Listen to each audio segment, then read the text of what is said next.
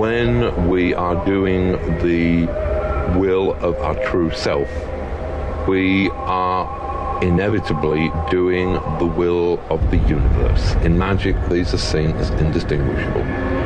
That every human soul is in fact one human soul. It is the soul of the universe itself. And as long as you are doing the will of the universe, then it is impossible to do anything wrong.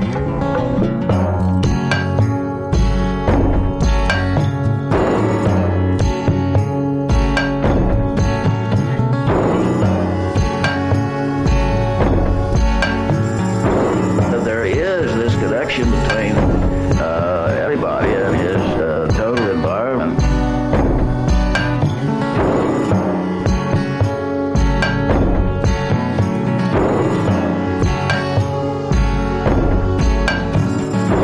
Every human soul is in fact one human soul. It is the soul of the universe itself. That scientists tell us that there's no meaning at all in everything we see out there. That's external reality which can have no relation to human consciousness.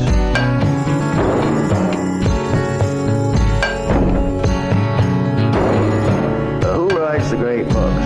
It isn't we who sign our names. What is an artist? Is a man with antennae who knows how to hook up the currents in the cosmos or whatever. My name is Revel and this is Pragmagick. In this podcast, we will journey through the investigation and application of metaphysical means to enhance and inspire what I consider to be the great unifying purpose of our short human existence, the creative process. And it's my intention to learn and reveal exercises that X-hex those inner oppressive thought patterns, as well as exorcising those lurking psychic vampires. So join me as I consort the unseen as means for getting the fuck out of creative stagnation. Stagnation that bewitches each and all of us, artists or not.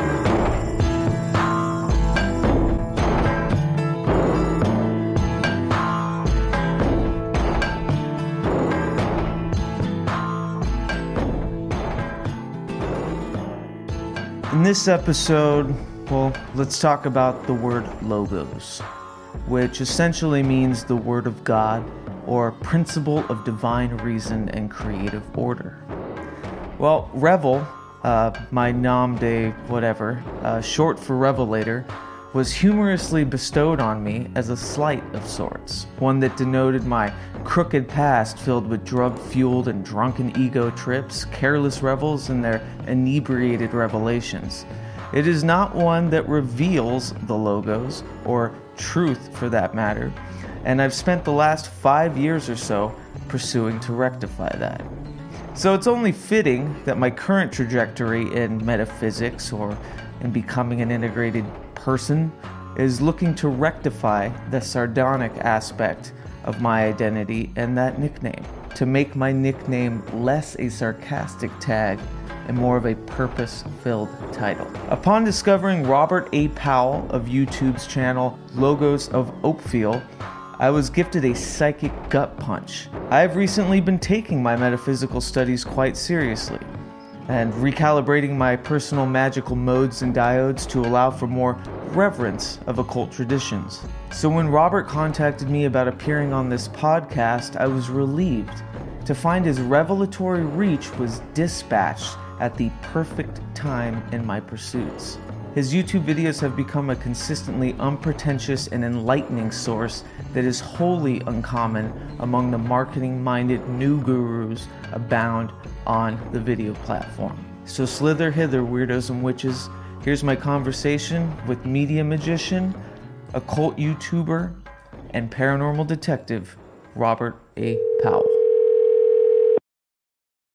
Thank you for taking the time to speak with me, man. Get to finally chat, and forgive me for rescheduling so many times.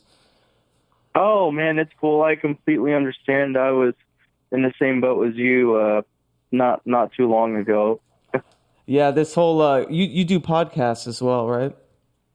Mm-hmm. But you're tackling YouTube. You've got like 8 different mediums, I feel. What do you mean? Like 8, you're going through different media ventures, whether it's YouTube or podcasts or blogging. Is there other facets that you're doing? Well, I mainly stick with YouTube. That's my main gig. I do have a personal site, but I'm slowly working on it. I want to transfer it to WordPress. But that's mainly it for right now. Is just mainly, Google, like YouTube. Yeah. And that's about it. YouTube and email, because, don't get me wrong, I accidentally activated my Twitter. I said, fuck it, I'll just keep it up anyway. But because I got kicked off Twitter like once before. Why was that? And Facebook like 5 times. Social justice warriors. Yeah.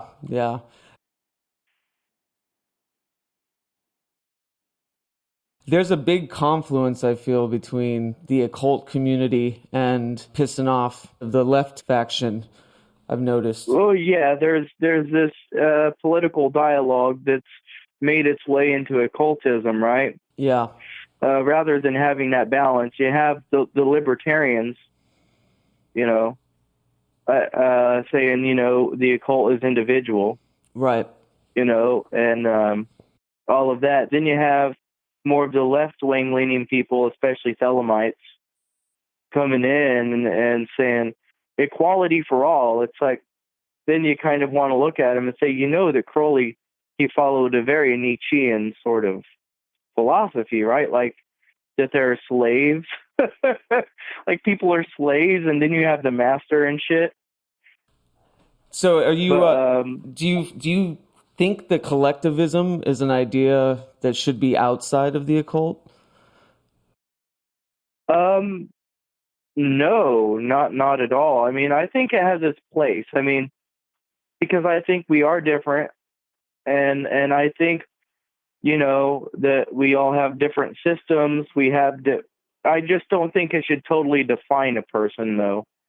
And I don't think it should be the top of the prioritization.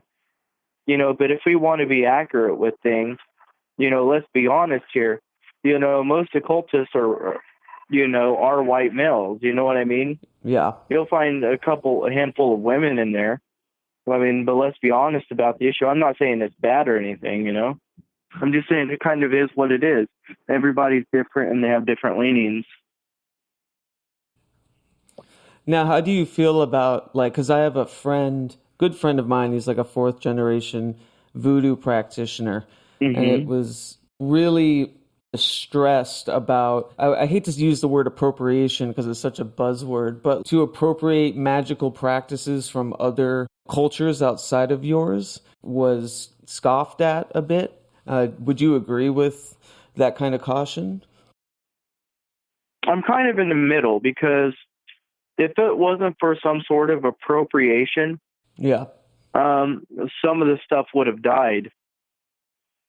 Totally. When we look at, Thelema and Golden Dawn, if it wasn't for Rigardi, we would have none of it.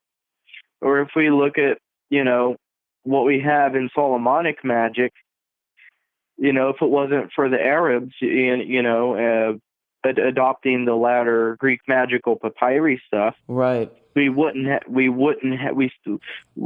Western, system would no longer exist. It wouldn't be there.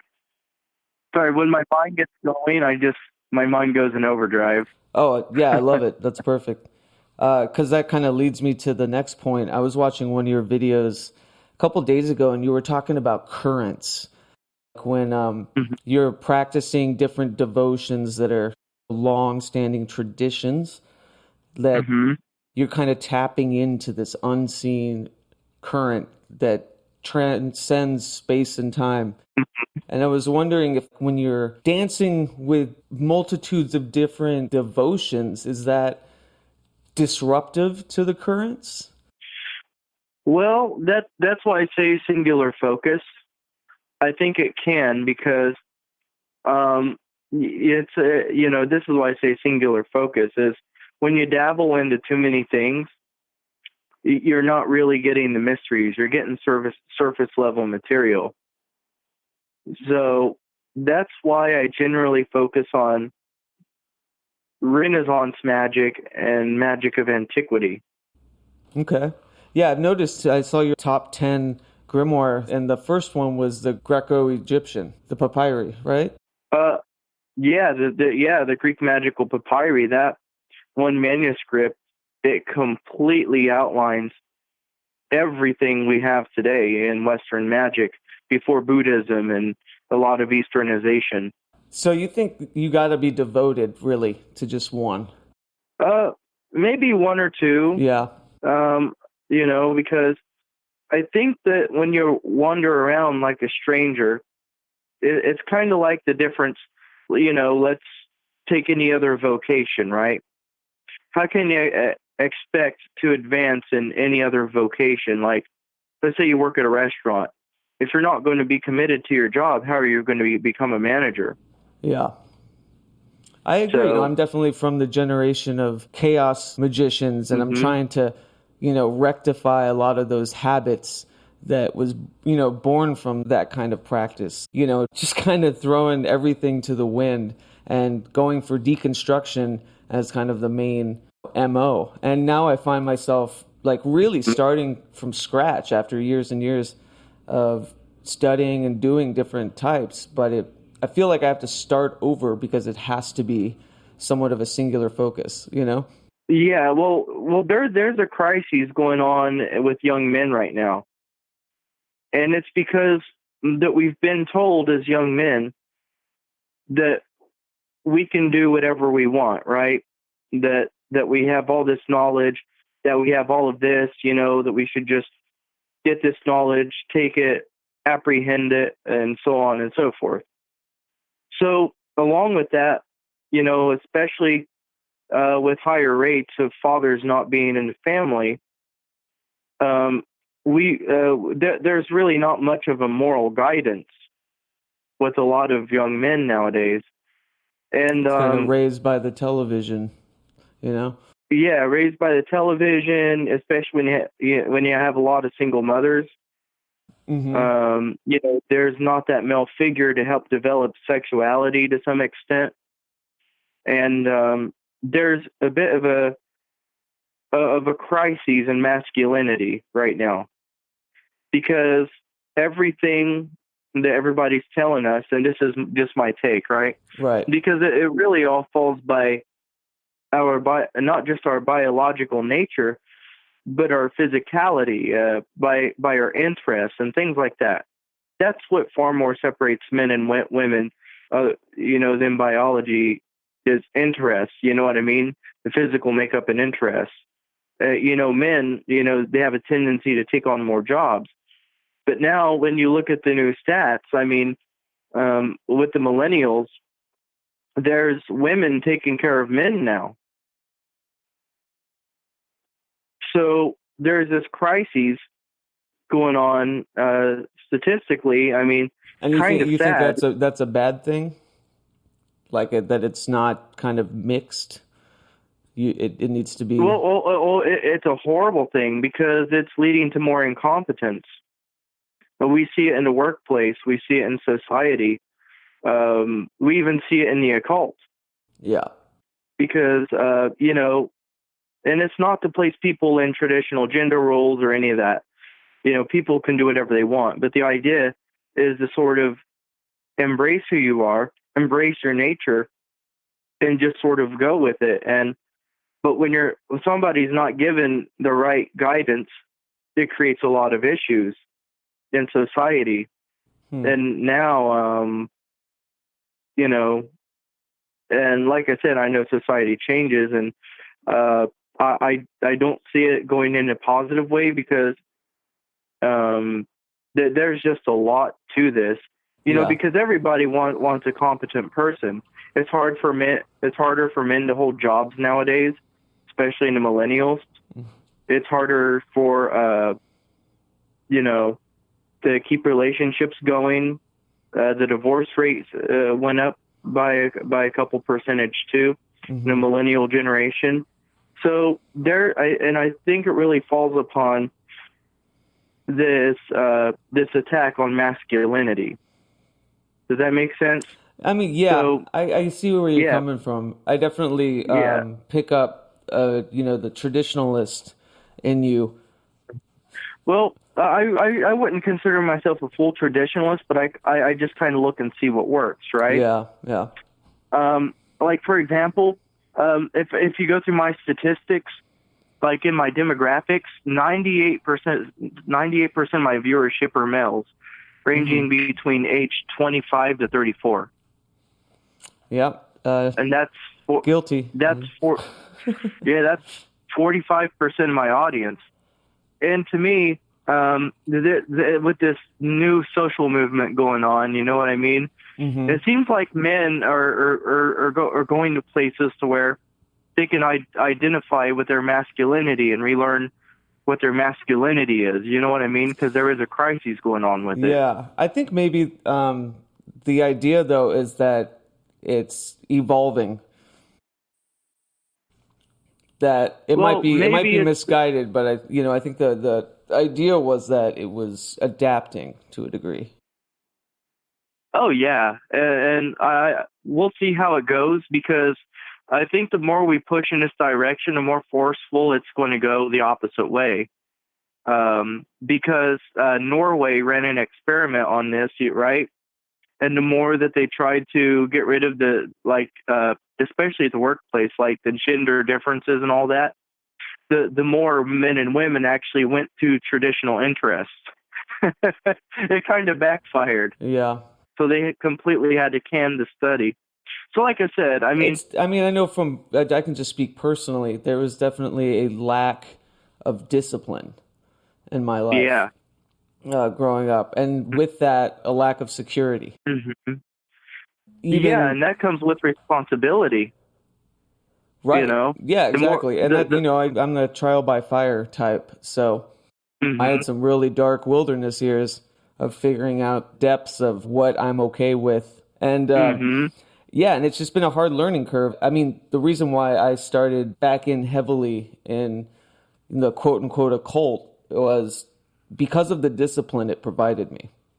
The routine, the ceremony, the ritual, the conversation with the self, meditation. Mm-hmm. This kind of brings me to another point you were mentioning in one of your videos too, that you should be very cautious of people that kind of expel that sort of discipline that aren't like well practiced individuals.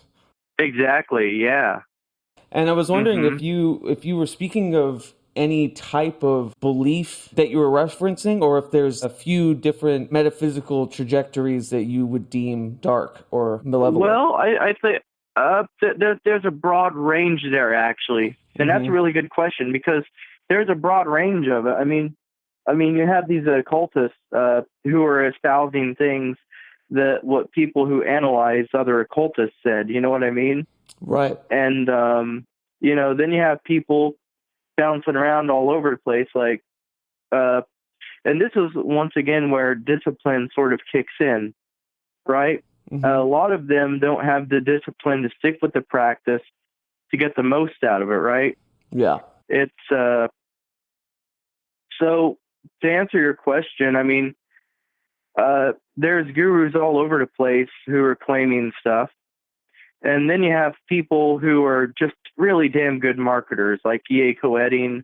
Yeah. And then you have other people, trying to put across a good message. But yet the message sometimes that they put across are obviously self-ownership is always going to be there. And that's sort of an empowering thing that's always there. But yeah, just kind of like I tweeted the other day about empathy. Initial empathy isn't initially a good thing, because it can be used as a tool for manipulation.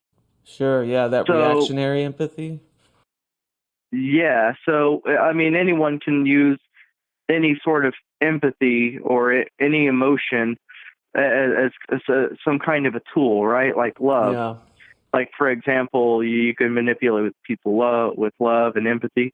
And I know I'm making this sound all dark, but that's not the intention. No, that's advertising, Yeah, but it's the idea that people are using, self-empowerment in the same way.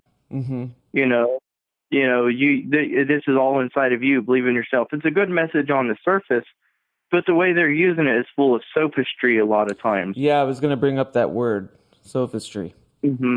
Yeah. Yeah. That nails it for what I've been seeing a lot. Sorry, go ahead.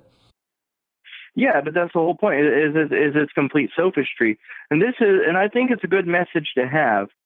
However, to carry a message like that, it comes with it builds another extreme in manifestation. But with that manifestation, it brings in something very interesting, right? And this is the idea that with the sophistry of believe in yourself, what's behind it? Do you sincerely mean it? Are you using this to make people feel good, to make money? Are you using this as a way to promote solipsism or narcissism? Are you using this to grow your order or fraternity? In what way do you mean this? Okay, then it leads to another question. Do you think all magic is within self, or is there magic external outside of us? That was the question I was going to hit with you, yeah. Yeah. So, and so you're that's saying, the big thing. Saying there is external, because I wanted to know, I've been seeing a lot in modern practicing, where they're taking the spiritism kind of out of, or the like meta out of the, they're leaving the physics, or they're trying to. And the way they explain it a lot, the safety is, they describe that it's, altering your subconscious so you make better decisions by day.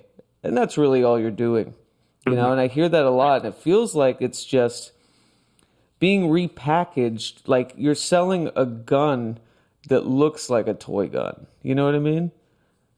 Mm-hmm. And certainly, Herodotus, go on. Yeah, go. No, sorry. But Herodotus said some words a while back when I was going through a transition of internal and external. And that was, men don't control circumstances.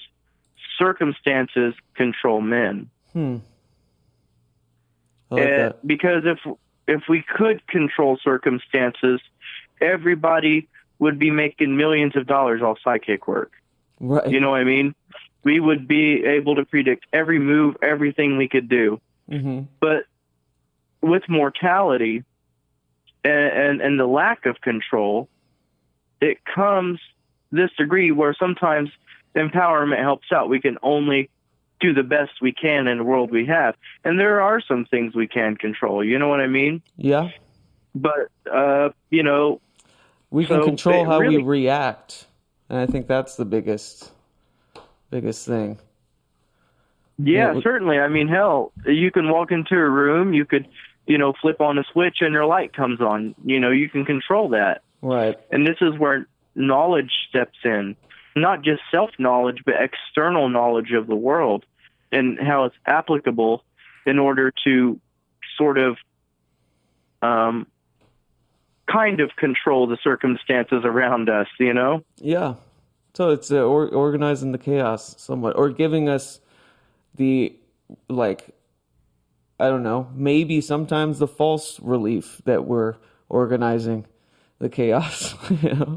Oh, yeah, chaos is a whole other thing, because when we have order and chaos, I like to call the chaos that we dwell in, I like to call it the journey of the hero. You have dragons, you have your demons, and there's this risk and reward. And a lot of people, they would rather not go into that cave, or they would rather not go into that underworld, and just rather ignore it and just sort of live the daily life, go to work, come home, sleep, have kids and all that. There's nothing wrong with that. I think those people support our economy and all of that. But at some point, they're going to have to face this idea of death. They're going to have to face these demons in front of them at some point, and they do. And occultism, it teaches us to tackle these demons early. So imagine, if you will, you're going through this cave with demons, with this chaos, death, destruction. You know, you could see behind the mask of, let's say, politics. You can see behind the mask of intentions. Mm-hmm. You know, you can see the sophistry. You could see the solipsism. You could see these flaws. You could see everything you don't want to see. But there's a reward factor to this, though, because even a demon or a dragon, metaphorically, has its gold. Yeah. Or when we look at the idea of Heracles or Hercules, right? He went in, and how do we? And the thing is, how do we manage the chaos? How do we deal with the chaos? And I mentioned it on my last live stream. And well, the first thing we have to do to manage the chaos is be honest about the chaos with ourselves. That's the first thing. Why is honesty so important? Because when we see that metaphorical demon in front of us, when we see our worst traits, when we see our flaws, when we see things breaking down around us, how do we cope with that without losing our minds? Yeah. We have to be honest about it. And you have to take up your sword, you have to take up your shield, and you have to power through it. That's how you become the hero. But now the predictability is different. Based on your competency and how well you manage, how well you've embraced the truth, and how you've honed your skills, either the dragon is going to eat you or you're going to be victorious. Yeah. So, and another thing with chaos, even chaos has boundaries. So what are the boundaries of this chaos we're in? What are the rules that govern this chaos? So when I think of this old magic, I think about that chaos, because not all the spells are all white light. Yeah. And when I think of something like Selene or Hecate, the moon, it brings into question, yeah, there's this goddess who drinks blood, you know, horrifying, you know, she's, you know, goddess of serpents. Yeah. So why would the magician work with something like that? Because she's the mistress of chaos. Yeah. So inherently, she has boundaries, meaning she also has a little bit of order in her too, and she has rewards. So this old magic tackles that issue.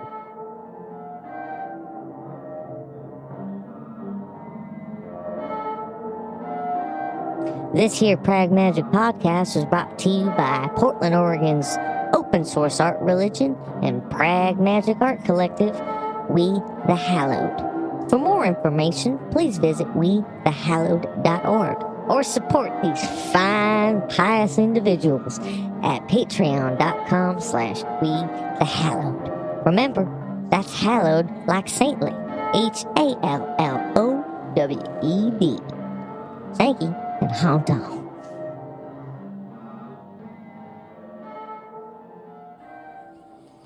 Yeah, I mean, I feel a lot of the big thing that drew me out of kind of my darkness or wilderness years was that feeling of you know, kind of slaying the dragon, almost to a degree where I kind of got addicted to the struggle. And I think a lot of people do to some degree. Mine was, you know, very dramatic. It was just, I was just kind of, I didn't know what to do with myself unless I was fighting really hard for something, or, you know, trying to find any dragon to slay.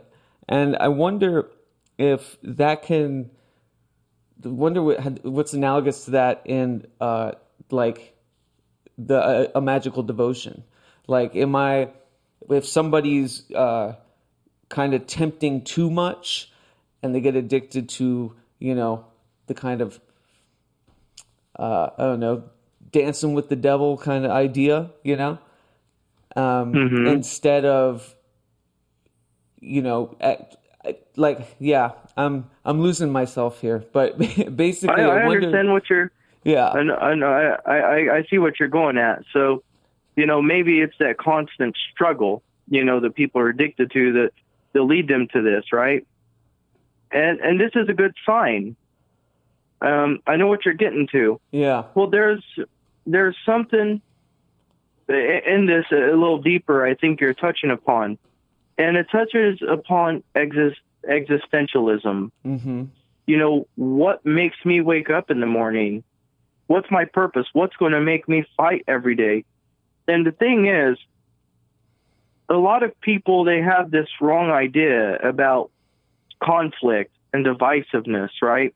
Right. And a lot of people would prefer to, they would try to run from it. Yeah. But if we look at this conflict, and because it's easy for us to think conflict, and even right now, I'm sure we're thinking about the worst possible things in our mind. Even I am, Mm-hmm. What's the worst outcome that can come out of that? But when we change our train of thinking, we're looking at the risk of the outcome of dealing with conflict. Am I going to lose friends? Am I going to get injured? Is my reputation going to take a hit? And these are all things we have to worry about, and it's easy to back away from the conflict. But once we realize that this conflict is in ourselves, it becomes freeing in a way. And this inner conflict, I think, is a healthy thing, and it's the idea of looking at this conflict because it's sort of an initiation into something bigger. And what do I mean by that? So you know how you said you was getting out of your dark place? Yeah. And then it's because you recognize that conflict, and then came your initiation into actually entering the cave. Yeah. Going into the heart of the conflict.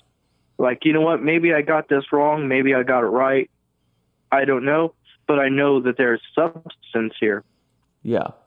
So when we look at conflict, it forces us to manage ourselves a lot better. And in a way, it's very liberating. Even Socrates said that, if it wasn't for his inner daimon, or as we would call today, his holy guardian angel, that he would be a politician, but always warned against it, Right. But even then, these philosophers, they saw this idea of conflict. So I guess I'll go a little bit deeper into it. Please. Yeah, now, please do. there's a big rabbit hole here. Now, philosophers, they saw this idea of conflict and unity. So then they started to look at the universe, especially Empedocles. He is the paragon of this. So in his cosmology, there was the one thing, right? Yeah. And it was in a sphere. Then you have love and strife. So love is this one unifying thing. But strife is trying to separate the love. And there's this in-between state of love and hate to where creation happens. Then, once strife gets more powerful, there's no more balance. It becomes, we get plurality here. Mm-hmm. The creation becomes destroyed. And all this matter is whirling, like you would see, like a whirlpool, right?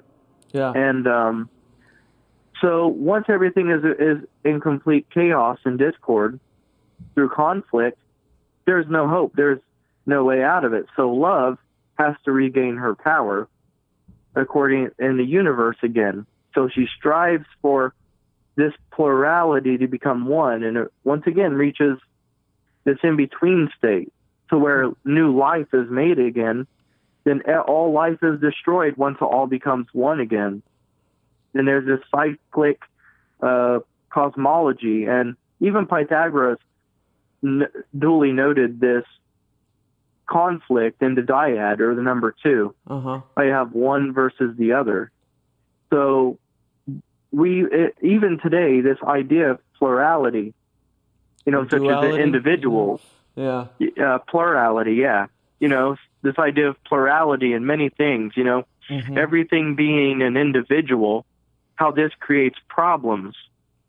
And how do we reconcile with that? Well, in classical magic, when you see war, famine, when you see things being destroyed and built all the time, how do you describe that?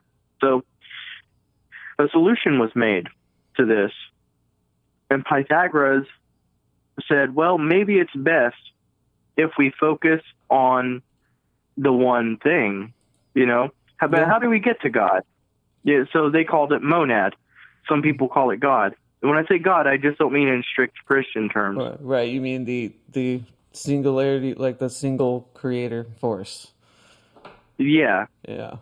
So now we have this thing to where the only way to get beyond this chaos is to focus on some form of union. Now we have two routes to get there. Either this one thing is ineffable, and we can't, or we're never going to get there in this lifetime, or two, there has to be a miniature one to help us get there. So now Pythagoras invented this idea of the microcosm. So this microcosm is the state where we get to where we solve the idea of duality, and we unite the opposites, and we create this miniature one thing. And this miniature one thing sets a path in front of us, and it mimics the macrocosm. Right. As above, so below. Yeah, and that's where it came from with Pythagoras. He was the one to really unify that thought. Yeah, I mean, that's incredible. I mean, I couldn't be more agreeable to that whole ideology. It reminded me of when I kind of learned, like you were talking about earlier, like E.A. Coetting and all those people that really kind of push the become a living God, it's all within. After I got out of my bad years, there was an honest belief in that from me, because I slayed the dragon and I won. I'm it's all within. It's all within, and it kind of finally evolved into more of a part of a whole kind of ideology. And through the practice of magic and different forms, I've tried to find some sort of community, like or build a kind of a salon based kind of thing. And it always comes back down to, it's never a community of people of the same practitioner. It's always a community of people of way different practices. And that's the only way it works, Oh yeah. And that's the one thing that always haunts us, and that you're reiterating there. This idea of plurality and conflict, even in community, like they're acting as one, but at the same time, there's individuals making up that particular group that can cause dissolve of that group. Right. It's that one. It never leaves us. I mean, and this was said like 2,500 years ago. It never left us. That's what would you prescribe someone like me that's got a whole head and history filled with different kind of devotions and practices? How would someone go back to kind of the monad, Well, there's so many ways to go about this, and I'm starting to realize I'm going into more unexplored territory philosophically and magically together. Hey, that's why I've tried so hard to find so many sources on it, right. And I've sort of only me and Erla Sophia, and even parts even of Taliesin, we've talked about this. And that's about it. I mean, I think the modern Hermeticist understands it pretty well. Love Dan. But the way that I would say, if you're looking for a book, the works of Plotinus, the works of the Neoplatonists, especially Iamblichus, Proclus was very lucky. He was able to really get all the information from early Neoplatonists and even some of the pre-Socratics, some of the works of Plato. The pre-Socratics were really good too. You'd love the pre-Socratics. But I think Plotinus, he laid out the best and most direct way to deal with this. And even if you get the Pythagorean source book and library, it's a wonderful book. Especially, you can read them online. It's called the Pythagorean Golden Verses. Wonderful book. But when you go through these old philosophy books, I mean, the one thing that I'm starting to realize is that, especially with Pythagoras, it was always the goal to sort of morally be a good person. And the problem is, and there's a big debate with moral subjectivity or moral relativism. Right. I have a tendency to go more towards moral relativism. I mean, me too. I think there's there are certain, signposts for what is just inherently, bad for everyone across the board. Yeah, exactly. So I really struggle with moral subjectivism in a large degree because, obviously there's going to be cultural differences, but it doesn't account for the same broad thing, even in, less developed countries, thou shalt not kill, Right. Obviously there's something ticking inside of us that makes us realize that that there are things bad for humanity and or our tribe in some cases. And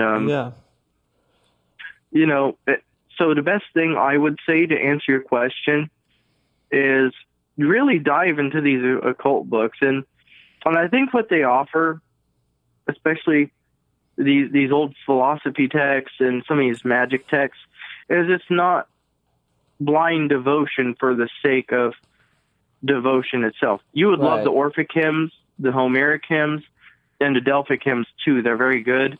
The Greek magical papyri is very good. London laid in papyrus, but I'm kind of digressing from my point. Sorry, mine is so please, wild. Yeah, I'm writing it all down. So. Yeah, so I guess the Greco kind of is like that stuff. I haven't, I know a cursory idea of what's and Agrippa, but that's pretty much as far as that's as far as I went. And now it just keeps popping up, and everyone I talk to that I respect, that is, people that aren't, I can absolutely glean that they're not using it for any other sheer fact than the sheer knowledge of how to know thyself better and be better, It seems like it always comes back down to Greco-Egyptian stuff. Oh, yeah, certainly. It even goes back further. There's a book out there called Beyond the Muses, an anthology of Akkadian literature. It has the oldest spells and the oldest written literature that we have. Mm-hmm. And Muses. Gotcha. Mm-hmm. And there's a lot of stuff going on here, and there's so many things I'm learning, so many bits of wisdoms and gems I would have never gotten in postmodern thought, because,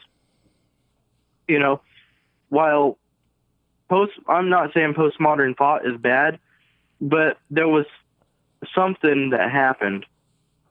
Yeah. And this was during the Industrial Age. During the Industrial Age, we were just getting out of the Victorian Age, right? Mm-hmm. So then, in the Victorian Age was the rise of psychology.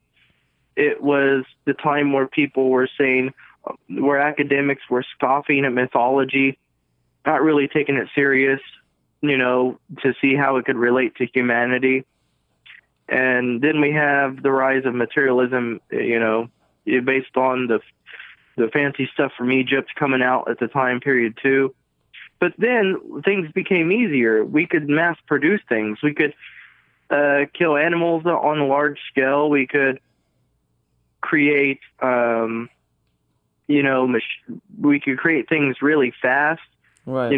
Cities started to get very populated. And then we just came to this point in human history, and Nietzsche kind of hit on this really hard. What happens when you kill God? Where do people turn to? Right. And that's what happened. So technology. Yeah. We turn to nihilism, materialism. So there's nothing to fill that void or that space. Things just are here and now in this world. Live once. This can lead to, and I'm not saying that this is the official doctrine, but what I'm saying is this can dangerously lead to narcissism in the future. Once things become convenient. Not at that moment, because you're working to survive during the industrial age, just to take care of your family. You know what I mean? So what happened? I felt that way about the practice of chaos magic after so many years. I felt like it kind of really was a narcissistic kind of devotion. It was, kind of cribbing from other people. Like, that's good enough. I can use that. I don't want to go deeper. Blah blah. You know what I mean? Yeah. And it's because of more of a collectivist idea in the sense of a metaphysical collectivism that I got out of that. Yeah. I completely understand, man. I dabbled into chaos magic for a little while too, and if there's anything that I got out of this is we have to measure the consequences of stuff. Where did extreme narcissism come out of the industrial age?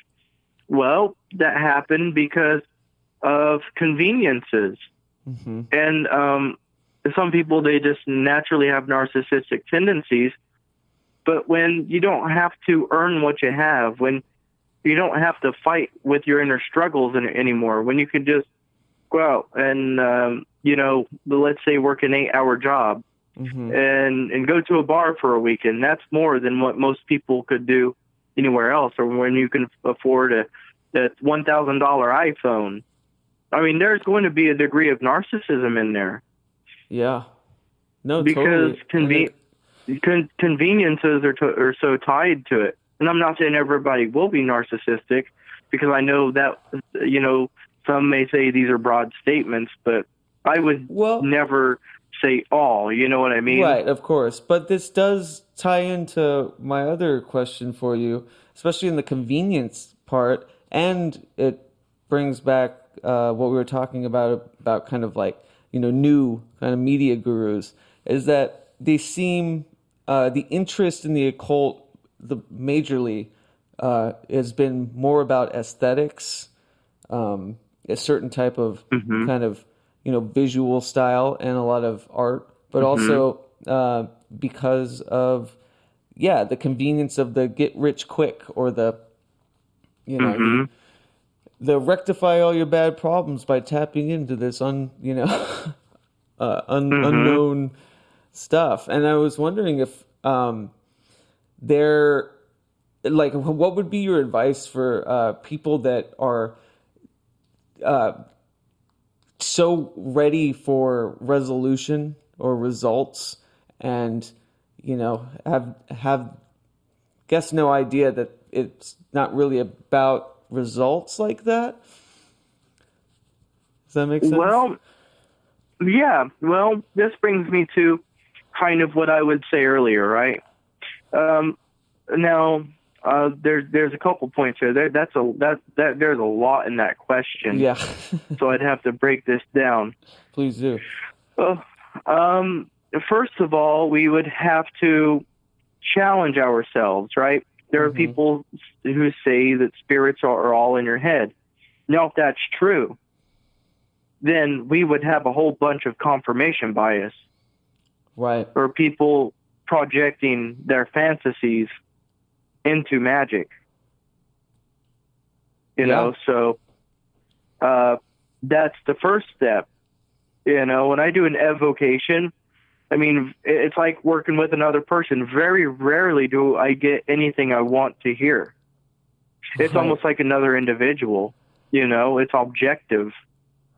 So it's not telling me all, broad or vague statements. I've been doing a great deal of mathematics lately, because that was a big part of occultism. Uh-huh. And I think that the more knowledge that you gain, the more that these spirits will help you. Even the table of elements that they use in chemistry was created from a dream a guy had, Right. the creator had. So when I do these evocations, these spirits, they'll give me certain numbers and all of this and everything. So, and magic, you have to remember, magic was more scientifically based. There obviously had to be emotion there in your passions, Right. in your prayers, in your devotions and stuff. So, but it was also very rational too. It was so methodical. It wasn't like, I am in the mood to do this new moon ritual, so I'm going to do it. Yeah. There was a reason and a rhyme. There was at one point, magic was used to explain the mysteries of self and the mysteries of the universe, even if they sounded crazy, or the mysteries of the world. And so when we think about magic, and by that definition, we're not looking at a layman. We could see that already. Mm-hmm.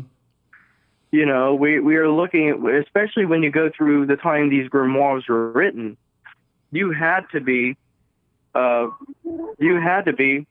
educated person. You know what I mean? Oh, yeah. So, I mean, you didn't have a choice. So what this leads to is this pushed me in the occult to become brighter, if you will, to kind of stoop out of my own ignorance of, I need a girlfriend or I want some money. Right. Yeah. Because magic was made for the community, and this is where you get your results, right? Let's say, you're doing magic with a friend, or let's say you're working with a client. Okay. Well, they are the measurement of your results. Your magic was meant to help the community way back when, before it became narcissistic. When you go through all the spells, Yeah, that's when you look exactly at what I've been trying to say. I just didn't have the words, but yeah, that's it. Yeah, like when you look at these demons, this demon teaches geometry, this demon teaches math, this demon teaches how to give speeches, Right. this demon teaches this. You're not going to sit there and give yourself a speech. Right, yeah, it's not... You're right, yeah. It's not coming from the recesses of your subconscious. It's an actual outside force. Yeah, this is going to teach you how to prosper in your community, not lock yourself away in your room, and how to become a more competent person. That's what magic was about, is working on how to become more competent for yourself in the community.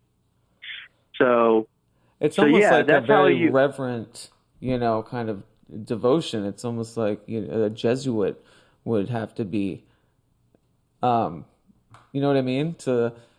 It was kind of like their their duty, their sworn duty to know this and to feed their results back to the community. And I think we've totally lost that. Oh yeah, certainly, because I think we lost it through pop culture, through technology, through advertising, through just the industrial age onward. Yeah, and I mean, it not to get into this at all, but I mean, there's nothing more revealing than just the truth wars, that are so prevalent today, even across the media, especially across the media. It just seems to me that now would be the time that people should turn to archaic systems, or to get back to our roots of trying to figure out how to band together and transcend, you know? Yeah, I think that's really important. And I think it's good for structure and that's one thing that this ancient magic brings is structure. Because it opens up your eyes and you realize it's not about you. This magic is giving you a structure to be a useful part of society, and it improves your self-esteem. Yeah, absolutely. I mean, does that make sense? Yeah, no, I mean, that's why I've continued only to go deeper, I wasn't satisfied with just the kind of, like we said, the narcissism of just meaningless in the end, self-gratifying kind of spells or whatever. And how do you think we do that? Like, how do you feel that should come about, or how can it? Well, it all falls upon personal responsibility. And this is where personal responsibility should be in the realms of in occultism, I think, owning up to who you are, really realizing you're an imperfect person, and really striving. Now, obviously, systems like the PGM are non-transcendental systems, meaning that there's no reaching to the one, Yeah. But, however, to amend further, you have to learn to call yourself out. Yeah. Like if someone offers a criticism, you don't get upset. You don't censor that person. Like if it's a legitimate criticism, you listen to it. You listen to it good. That's all I hear. Because, because it's so easy to get defensive about something. Like, I'm not going to lie. I mean, every once in a while, I try not to get defensive. It's still something I'm working with. It's just my natural thing to attack right back with facts, right? Oh, yeah, yeah. So I've been catching myself, and then obviously that's an inadequacy that I have that I'm working with, and we have to call ourselves out, because if we don't call ourselves out, we have no one else to be the measurement of. And if we're not going to listen, how are we going to measure who we are? And I'm not saying that people are always right, because obviously they do have their own perspective, which is healthy, but magically, how are we going to grow if we cannot call ourselves out? And if we cannot even say it to the public, That's important. I just I think about the quote unquote optics of that. Like, how do you tell this generation that they need to, confront their flaws to be better, collectively? When that's one of those you have demons. The louder, types telling you, oh no, you don't need any of that shit. You could rule them all, Yeah, well, that's one of those demons. You know what I mean? Yeah. It's the demon of pride. Yeah. When that demon of pride, when it's there, it's hard to get rid of. For some people, it never leaves, and it's good to be prideful in some parts. Well, I struggle Once again, with it's about balance. Right. But it's just one of those things that you genuinely have to want to do. I don't know if we can find a solution for that, but I do think it does hit for every individual. Once they realize, once they realize that they can't control circumstances, because we're being taught now that we can control circumstances. Right. And this is what magic is about, right? That we can control things. We can control circumstances. And this goes all the way back to the ancient Egyptian dilemma of man versus nature. We think we can control nature. We can to some degree, but do you know how we controlled nature? How's that? We learned how nature worked, and we used nature against itself with the same physics, with the same mechanics, with the same ideas. Yeah. So we use nature against itself to give us some sort of security. But in all reality, I mean, the question is, how much control do we really have over circumstances? And when life kicks in and says, hey, you think you're in control, watch this, boom. Oh, yeah. Like clockwork. And then it's like your entire world falls apart. You thought you knew something, and it's like, shit, what am I going to do now? Then you hit sort of an existentialism crisis, you know? Yeah, totally.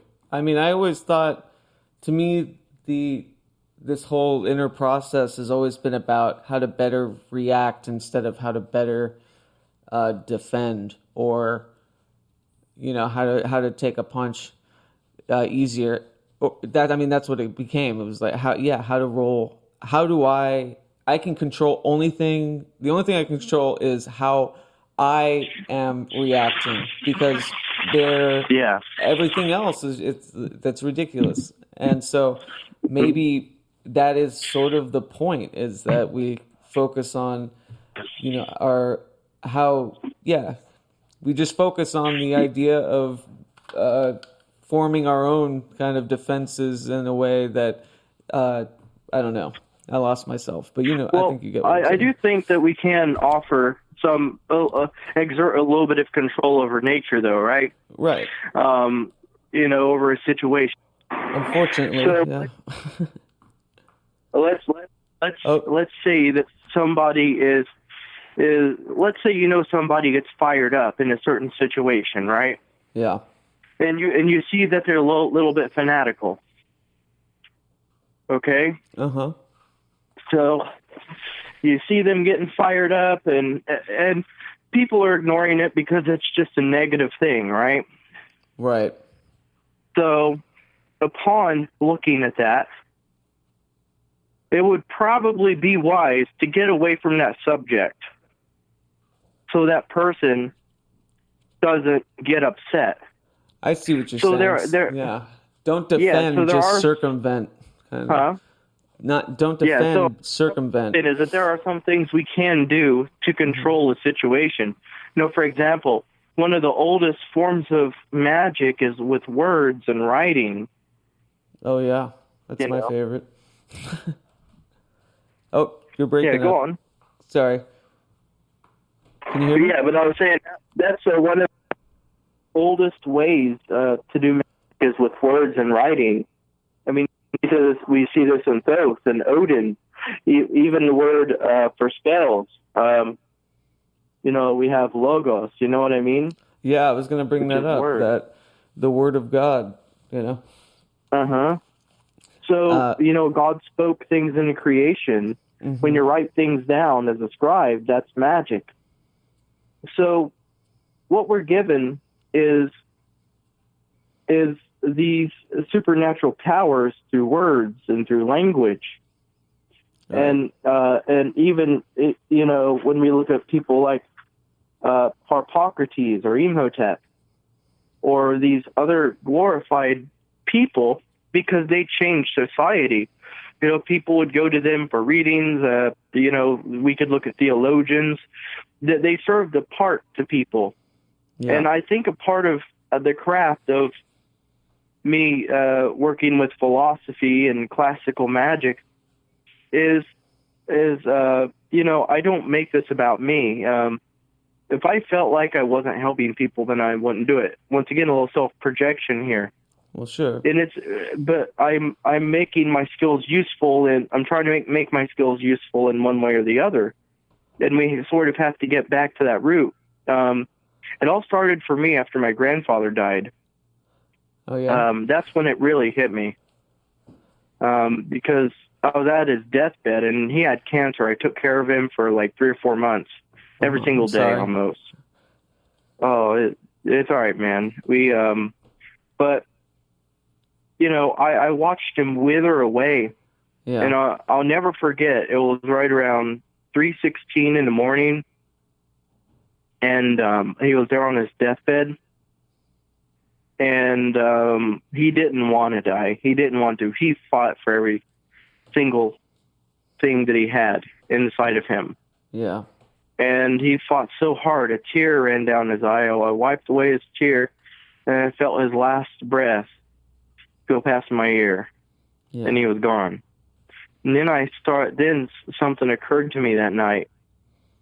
I realized how precious the breath of life was. I mean, it's easy to talk about, but once you see that, that our breath, our breathing is the borderline between living and dying. Yeah. It hits you. And that's something you take with you to the grave, that philosophy, that thought. And you see how it's embedded in magic, especially with the opening of the mouth rite. And the Egyptians understood this because, an opening of the mouth rite, you're opening up the mouth of the statue, or the mouth of the mummy, and you're giving it life to breathe, to speak. And it's so fascinating to think about how little things such as the last breath and the breath of life is so tied to magic. Something that you will rarely catch in a modern book. Yeah, you're right. I mean, it's as simple as elemental things. Mm-hmm. I wanted to ask you to go more into the paranormal side of things too, especially considering that correlating with magic, other spirits, and outside forces. What has been your hypothesis of what you see occurring when you have paranormal encounters? Well, I am on the path investigators, and there's two of us. We're pretty much a team. And what's amazing about this is we see some weird things. I mean, I was working with a client I don't know why I said that, a couple weeks ago. And she had, at least this family, had a poltergeist to some degree. And it's something that's been there for a long time, because in the same building, a guy who was in an apartment in that same building, like right across, also had some very same experiences. And it's very much tied. I mean, the spirit model is the oldest model of magic. And so you think these are like specific, like, consciousness? Do you think they're you know what I mean? Like they're actual residue of a conscious that once was, and they're interacting with us. Desperation, or? Well, I do. Well, you have two kinds of spirits. You have the residual, which is kind of like a recording on the tape, right? Yeah, an echo. Yeah. Yeah, and then you have the intelligent spirit, which sort of speaks for itself as to what that is. So when we look at these other spirits, now there's a lot of people. I think someone commented, what do you think about creating your own spirit, an egregore? And sometimes I think I'm a little too direct. How people talk about how they create egregores and servitors. Sure. And asked my thoughts on that, and I said, well, I think it's BS. To say that you can create a spirit is, I'm going to say the word again, narcissistic. Right. I mean, that would be a god power. Yeah, pretty much. And I said it doesn't make any sense. I mean, even if it could make sense, I just couldn't buy it, because we're so limited in our bodies. If we can create spirits, then we can certainly, manage and govern circumstances a lot better. Yeah. So, do you think there's something to be said about, like, there's that theory that, they're kind of unwieldy or unyielding psychic, projections from, I think one of the theories was like prepubescent or teenage girls going through puberty would often, like, there was that theory that just the hormones even affected the psychic plane, and it would, it was from living people. Yeah. It was telekinetic. Do you think there's something? Oh, to yeah. Yeah, I could see that very much. When you're going through a biological change, and like I said, when it comes to a lot of these studies that are done, especially on some of this, there was this 83-year-old woman in this nursing home. She was tied to a tree, and yeah, she was tied to a tree by her stepfather, and she was kind of left scarred past that, but she moved on mostly. But there were these people who moved into the house, and once they looked, this man and his wife were in the house with their kids, and they saw an apparition of this woman tied to a tree.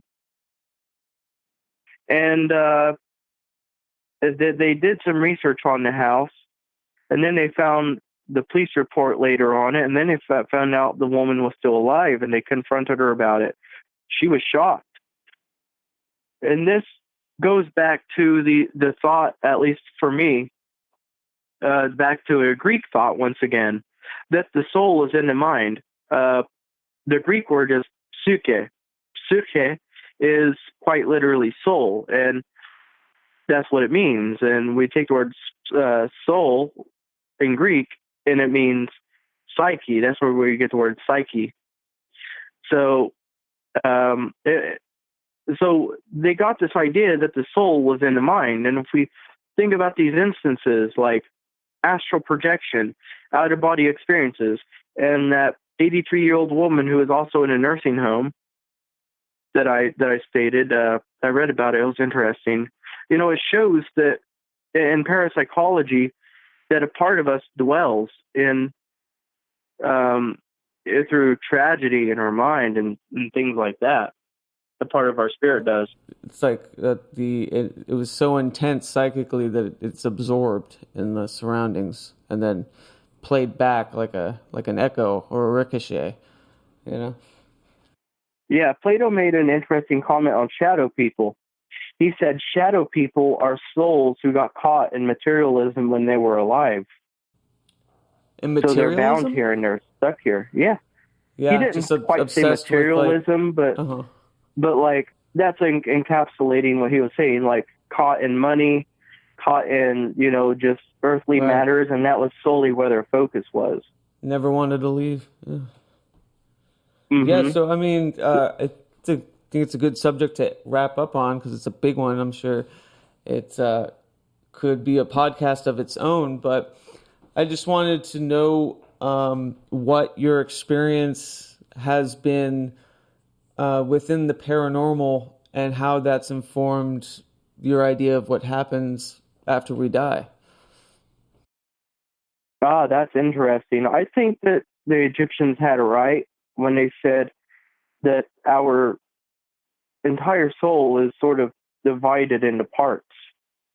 That we just aren't like one singular soul. Even the Christians have this same concept that the soul is separated from the spirit of God. And that there are parts of us, you know, especially the Egyptians had the Ka and the Ba, you know. So it touches upon this idea that we're an organism made of many things. And so just like how the universe functions like an organism in cosmology, so do we. You know, for example, you know, just because you have a liver, I don't call you liver. You know? Okay. Because we you know, we start with cells, and cells create organs create systems, and then you mix all those systems together, and then you have us. So we have to look at the bigger picture. So even then, we're kind of acting as an organism. So first of all, when I think about the afterlife, I do heavily believe in reincarnation, but a thought that does cross my mind on the occasion is, you know, is what is, you know, does a part of our human personality, is it sort of meant to stay on Earth as a ghost? Right. That's what I meant earlier about the consciousness part. Yeah, like, or is is there a separation there, part of us that goes up? And that's kind of the fence that I'm leaning on. But I do think that the lower human part can ascend if we live a life of bettering ourselves, focusing on this idea of, what it takes to keep the organism healthy. You know what I mean? It's kind of like the organism of humanity. Yeah. And I'm not, yeah, pretty much. And like I said, but also going against it too, to some degree, because even Plotinus writes in his Enneads that the goal is to gain wisdom, so we focus on the virtue of truth and wisdom. So as we focus on the truth of virtue and wisdom, we're not meant to hide from the world. We're not meant to avoid conflict. As a matter of fact, Plotinus says once you get so wise, you're going to be forced to face that conflict. That's a part of the reason why you have to develop those skills. So, and this is going into my bigger point, that where we have the lower soul and the higher soul, right? So, and I think some of these spirits, they do get stuck here. And I do think Plato was onto something when he said that shadow people are souls that got stuck in materialism, that they loved the earth so much they didn't want to leave. And I think it's like almost spot on for me. Then he has the myth of error, and the myth of error is pretty much this whole complex afterlife of reincarnation, which we probably don't have time for here. But as far as the paranormal, I found out that a lot of that stuff that people deem as religious crap actually works. So, for example, a lot of stuff people deem as religious crap? What do you mean? Yeah, like such as Psalms, holy water. Oh, sure. And I think a part of it is a religion within itself, because you have the authority that's above you. Uh-huh. Whether you see it as a pantheistic God. And I think that my views in panentheism, they're really good at compromising my personal view on how I see spirits and gods and all that, because in panentheism and pantheism, the main difference between pantheism and panentheism is in panentheism, God is outside of the universe, but he created this universe. But in pantheism, God is the universe. Huh. Yeah, so, I think I'd probably go with more of the latter as well. Yeah. Yeah, so it brings it in a very interesting point, though. So there's no denial of other gods or spirits outside of the one. They're part of that organism, like me and you. And they exist. They do their role. Some of them are conscious, some of them aren't, and they sort of do their thing, while we do ours. Well, damn, Robert, that that just set us up for a sequel. Oh yeah, hell yeah! I would love to come back. I enjoyed the conversation. Oh man, yeah, this is great. This is exactly what I needed today. It's had one of those introspective, kind of big idea days, and this is great, man. I appreciate it. Thank you.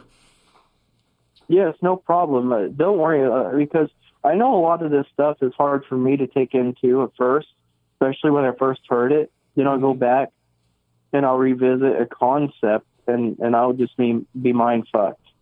Yeah, it seems like I just kind of construct and deconstruct every day, especially about the big ideas, as little things little beliefs kind of morph, so do the big ones, And it's just, it's reassuring to have magic or just a community, people to talk to that is not of the vapid variety, that wants to get to the nitty-gritty of this kind of deep discussion.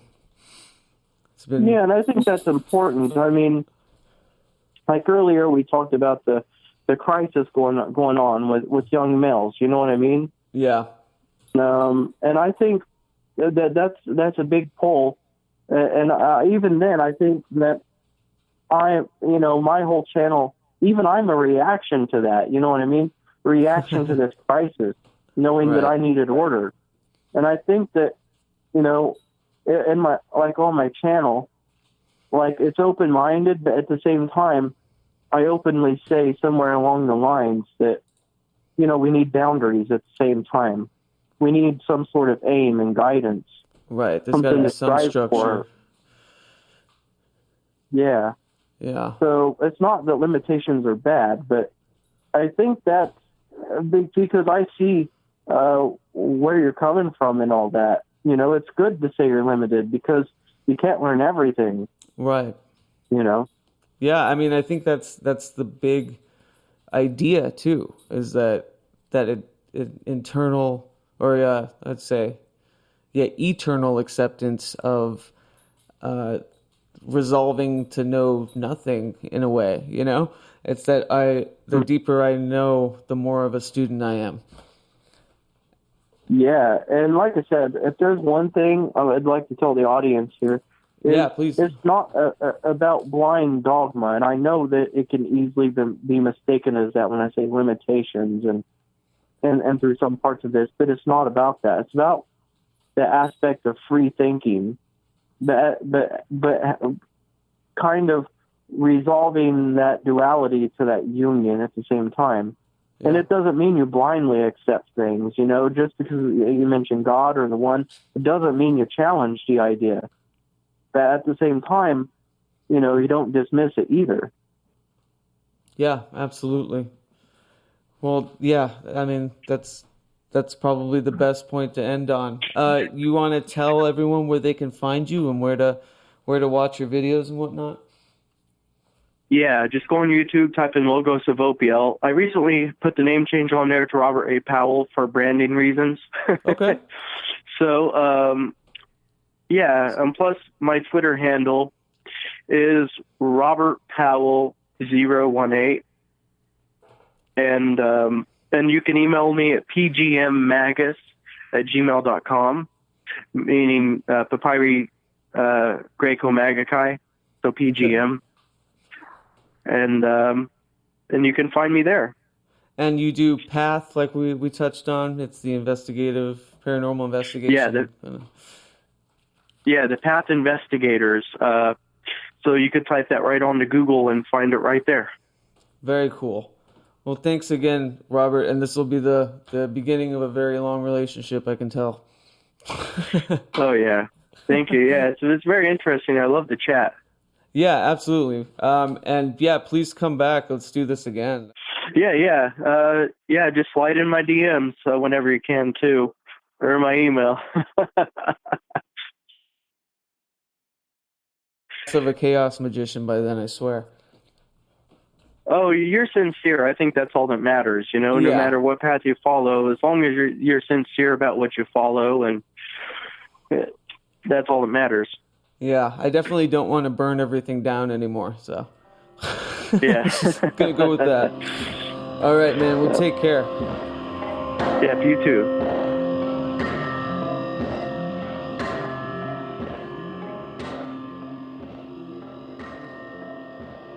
A. Powell. In the show notes, I have his YouTube channel, his Twitter, his blog, all linked down below. So please check them out. Follow it. He's getting traction, and I couldn't be more grateful that he took the time to speak with me. And we got personal, which this entire podcast venture is turning into a very personal journey, because there are plenty of men talking about big esoteric ideas, as we had just discussed, and there are smarter, more able-bodied and able-minded people to walk you through the academic side of things, Robert A. Powell included. So, thanks for sticking with me and allowing me to get personal about my chaos reformation. I'm going to limit my closing remarks, but you can read the rest of my diatribe in the show notes and the accompanying article on wethehallowed.org. please consider becoming a patron at patreon.com/WeTheHallowed. Follow this podcast on Twitter, Pragmagick with a K _cast, and on Instagram, Pragmagick_cast. You can find me, Revel Roz, soon to be Revelator Roz again, at revelroz.com. That's RevelRosz. Been doing most of my stuff through the We the Hallowed hub, so keep a lookout and haunt on.